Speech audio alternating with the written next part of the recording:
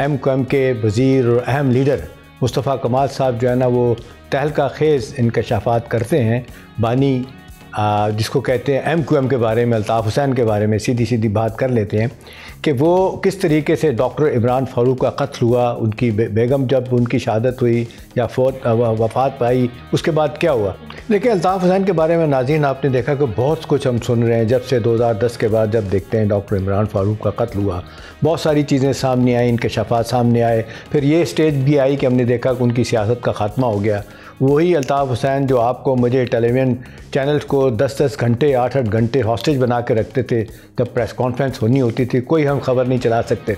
इसी तरह से जो चाहते थे आप पूरा शहर कराची बंद हो जाता, लेकिन आहिस्ता आहिस्ता आपने देखा कि वो फिर एक स्टेज आई कि वो इररेलेवेंट होते चले गए।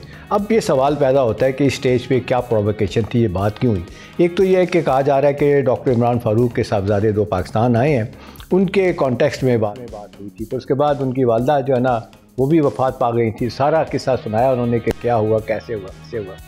लेकिन नाज़रीन मुझे ज़ाती तौर पे कुछ चीज़ों का इल्म है कि किस तरीके से डॉक्टर इमरान फ़ारूक का कत्ल हुआ। उसके बाद ये शायद मैं अगर गलत नहीं हूँ तो बरतानिया की 200-250 साल जो तारीख़ है उसमें ये क्रिमिनल जस्टिस सिस्टम में शायद ये पहला जो मुझे याद पड़ता है कि कत्ल था जो अननोटिस चला गया, जिस पे बरतानिया की हुकूमत ने अल्टीमेटली कुछ नहीं किया। बड़ी तहक़ीक़ात हुई, आपने देखा कि बिल्कुल वहाँ पहुँच गए और सारी के सारे जिसको कहते हैं शवाहिद उनको मिल गए और बिल्कुल अल्ताफ़ हुसैन साहब जो है वो काबू में आ चुके थे। अब उनके ख़िलाफ़ बाकायदा फ़र्द जुर्म आयद हो के उन पर केस चलना था, लेकिन एब्रप्टली उसको रोक दिया गया। ये क्यों रोक दिया गया है, अब ये मेरा ख़्याल है अब ख़बर जो है ना ये कोई ऐसी छुपी नहीं रह गई।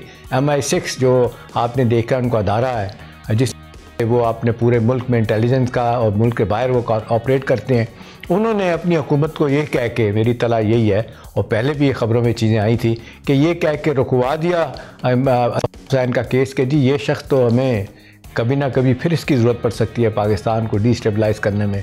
तो नतीजतन आप देख लें कि वो मौसूफ़ आज भी वहाँ बैठे हुए हैं, गाने सुनते हैं, पता नहीं क्या क्या भंगा डालते हैं और ये कभी कभी उनकी वीडियो आ भी जाती हैं। लेकिन ये क्या है, सियासत का टोटल ख़ात्मा हो गया। अब असल बात यह है कि जी जिस तरीके से कत्ल हुआ करते थे और जिनकी शनाख्त नहीं होती थी, जिस तरीके से नाम लिया जाता था कि जी फ़लाँ आदमी ने उनके ख़िलाफ़ बात किया, कहा जाता था जी इनको ख़त्म करवा दिया जाए। तो मेरा ख़्याल है ये बड़ा इम्पॉर्टेंट है कि अब मुस्तफ़ा कमाल की बातें कुछ दिनों तक लोगों के ज़हनों में आती जाती रहेंगी और आप मैं डिस्कस करते रहेंगे। सब्सक्राइब करें और बेल दबाएं ताकि कोई खबर रह न जाए।